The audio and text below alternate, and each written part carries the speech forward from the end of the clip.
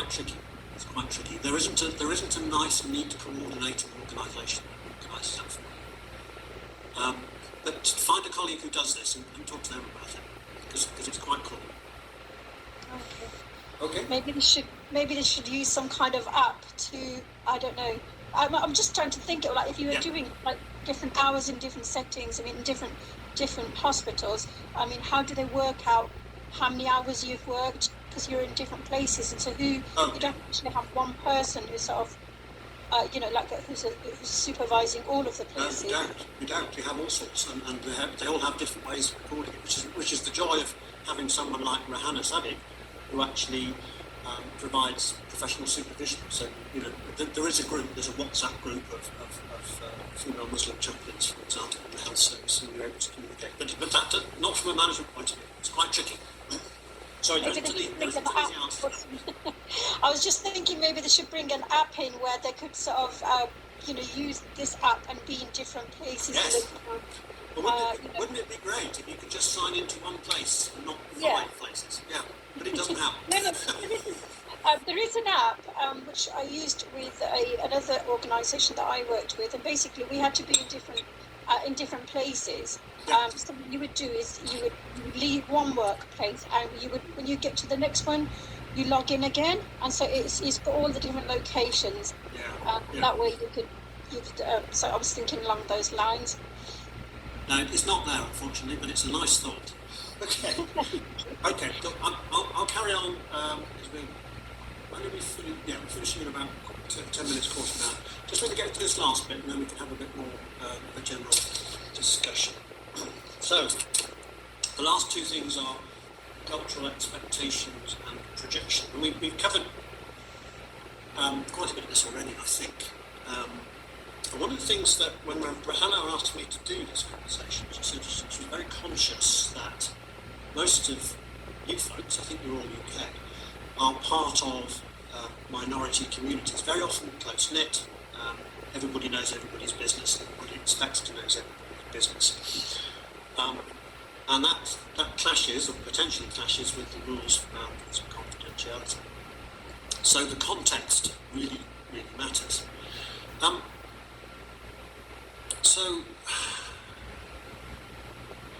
I think one of the things, particularly in non-Christian faiths, that's a clumsy way of putting it, but certainly I know my colleagues, my Sikh, my Hindu, my Muslim colleagues will tell me that if you ask somebody what a chaplain is in their community, I mean, my male colleague used to say that if you mention chaplain, they think of a man with a bowler hat and a stick swinging around. It's not well understood in the way that it is in sort of white British communities. Quite often they won't know what a chaplain is. That has implications for boundaries and expectations on confidentiality and all the rest of it. So one of the important things, I think, is as new chaplains, or as existing chaplains, is, and I know all my colleagues do this, they spend time in their communities explaining what a chaplain is. Now, obviously, because it's a wonderful thing to have, people aren't expecting that they're going to be able to talk to somebody of their own faith. Wonderful to be able to support them with their religious needs and other needs while they're in hospital, but also to explain the peculiarities of this particular role and the boundaries and confidentiality of the role.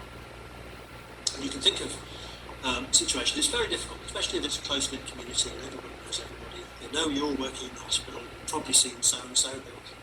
I have it in my wife's church, where people who know better are sort of plugging me to try and find out a bit more about the member of the congregation. I can't share that unless that person has given me permission to do it. Or other situations where you hear people talking about somebody you've seen in your community and you know they're wrong.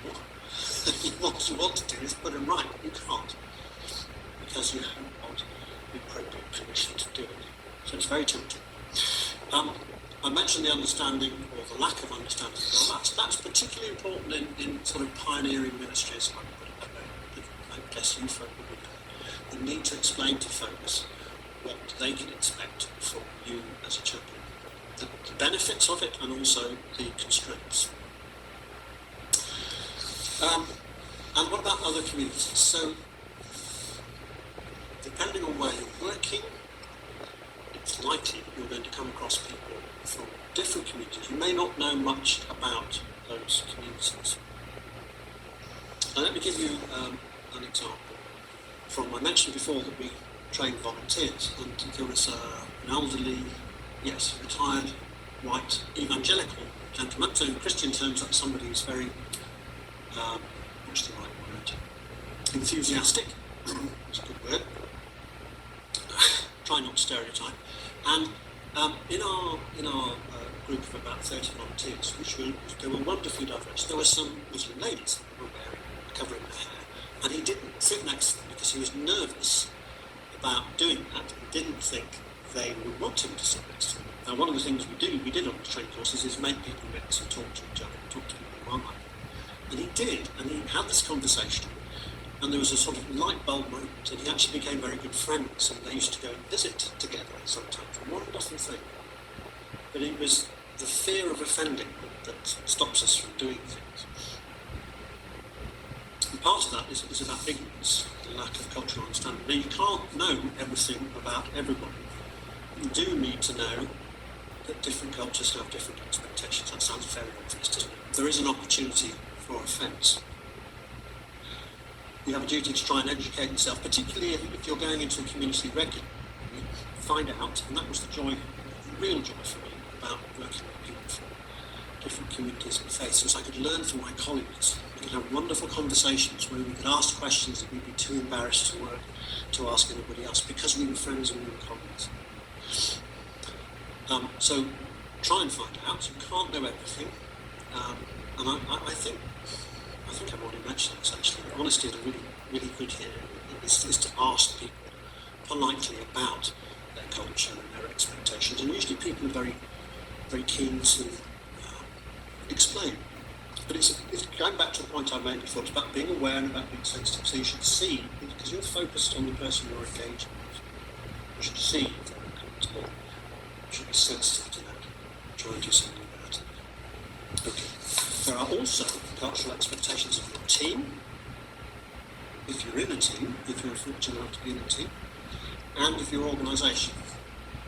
So, and this is one of the problems with the question we had before about working for different trusts, because they might all have different attitudes about when they expect you to be there, when they don't expect you to be there, what you're supposed to go to, what you're not supposed to go to. So, you can't be perfect, you can't know it all, but be aware. There may well be significantly different cultural expectations depending on which culture you're going to. Okay, now, I was asked, this was a bit of a surprise to me, but I was asked to talk about projection. And I'll be very honest with you, before I prepared this presentation, I knew very little about projection. But actually, this has proved very useful on a personal level.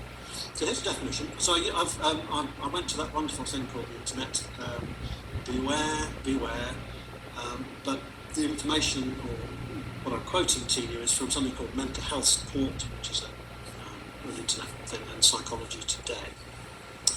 So that's what it means. I'm not going to read it because you can see for yourselves. Now, I've been married for 40 years, still smiling, and I realise that the things that particularly irritate me about my wife, when I think about it, and when I thought about it as I was thinking about projection, are actually more about me than about it. Exactly projecting onto her my emotions. I'm not going to give detail about that. But that's sort of slightly flippant example. Let me give a more detailed example of what happened as I was preparing this session. It's not chap and soup, it might give you a bit more insight. I'm doing an online course myself. At the moment, run from the United States. It's about St. Francis. Actually, slight detour, but it was fascinating looking at St. Francis County with Islam in the 13th century. However, part of it involves an online written discussion. So it's not face-to-face like we are, but it's making comments and discussion, and commenting on other people's comments. And there's some wonderful contributors who write poetry, who have the most amazing experiences, and there's great depth in what they write. And the rest of us are somewhat intimidated really, to comment. I'm certainly have been. And I started to resent these gifted people. I'm confessing to you now, you're being my chaplain, so this is confidential. I started to resent these gifted people and started projecting that they were actually showing off and being a bit boastful. And that's very me. That isn't. I'm ashamed of it. But I hope you get the point. Actually, the thing is, I want to be showing off and boasting. I want to be accepted as a clever person or whatever. And so there's nothing wrong with what they were doing. It was beautiful. It was brilliant. But it sort of got under my skin, and I projected onto them my feelings of bad. So anyway, it's a real confession. Now, what I did about it was I talked to my close Buddhist friend who I met at the hospital as a chap, and we talked it through, and he pointed out a few things. I sort of dusted myself down and got on with it. I didn't dwell on it, I didn't beat myself up, that's the other side of things. But I regretted what I'd done, and I changed it, and I tried to behave better. But I reckon the key point to all this, it's not just about me, the key point to all this is that I was aware of what I was doing. I became more aware, I could give it a name, projection. But it's about self-defense, as it says here. Projecting things onto other people, so you don't have to acknowledge it yourself. It's easier to do than acknowledge your own thoughts. And I think the reason for raising this, and the reason for talking about it briefly in a very inexpert way, is that in all of the things we've been talking about, there's a really important sense of being self-aware, about understanding what's happening in you. So I've talked a few times about your intense focus on the other person, how they're responding to what you do, how they're responding to what you say.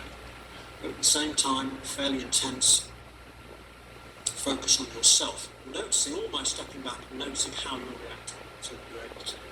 And that's professional distance in a sense, but noticing how you're reacting. And projection, things that really push your buttons and get under your skin, you need to notice that that's what's happening and be able to step out of it and do something about it. It protects you, it protects the other person. So it's about being conscious of what's going on. Okay, I think I've covered myself not with glory on that one. So, in fact, it's nearly time to Rakia. She's there. She's not listening. Yes, I am listening to everything you're saying. Yes. That was a wicked thing to say, wasn't it? So we're about up for time. What do you want to do? Just stop at that point? Yeah, I think so. Unless you want to say just one question. Yeah. Okay. If we take one question, then I'll conclude if there is a question. No, we've all had enough. That's fine. Let me go. Sorry, David. You mentioned about difficult times when you had to deal with end of life, situations and young people with cancer and palliative care, and how did you deal with those? I mean, they must be horrendous to deal with emotionally. I can imagine. And having lost my youngest sister to a brain aneurysm when she was 23 in 2013, I've lived through how difficult it is. But in terms of how do you deal with being exposed to those kind of situations? Yeah. So, it's a variety of ways, but it's the thing. Part of it is this self-awareness of realising that I'm getting full up and I need to do something with what I'm carrying. In the case, way back I talked about permission to write. Wrote an article. There's one young man in particular whose name I can mention, Matt, just the most remarkable young man. And part of my dealing with that was actually writing his story. And I've done that a few times with the young people, and in particular with some of those young people who died. I actually ended up taking their funerals, and although that's a huge thing, it was it was a way of part of the way of dealing with it. So different ways, different. I don't know. I suppose it's just. I'm burbling on here. I'm trying to think of a sort of nice, simple, snappy answer. I don't think there is one. But it's having places I can go to download. So a variety of people, and having time to reflect and reflecting with people. So I did a lot of that. In fact, one of the when I was talking about Matt, another person who got very close was our palliative care consultant, and he and I spent a lot of time together. In fact, we walked up Snowdon and scattered some of his ashes from Snowdon as part of the process, which is a strange thing to do. Yeah, sorry, that's just a flavour. Just a flavour. Are you a medical doctor? No, I'm a dentist, but it's just that, I took having lots of different avenues to offload, and I guess it takes time. Yes, and I still think about it now, 6, 7, 8 years on. I still think about it, but it doesn't hurt. It makes me smile, and I'm so sorry for your loss, 2013. It's one thing, I suppose, when I talk to myself, I'm getting stressed. I mean, I can be stressed in those circumstances, but it's nothing compared to the distress of the family. Do you know, especially the parents. Yeah. Yeah. Okay, thank you, Celia. I think, Rikaya, I better finish. Yeah? Yes, please, yes. Thank you very much, David. What you've covered this afternoon are really important areas for anybody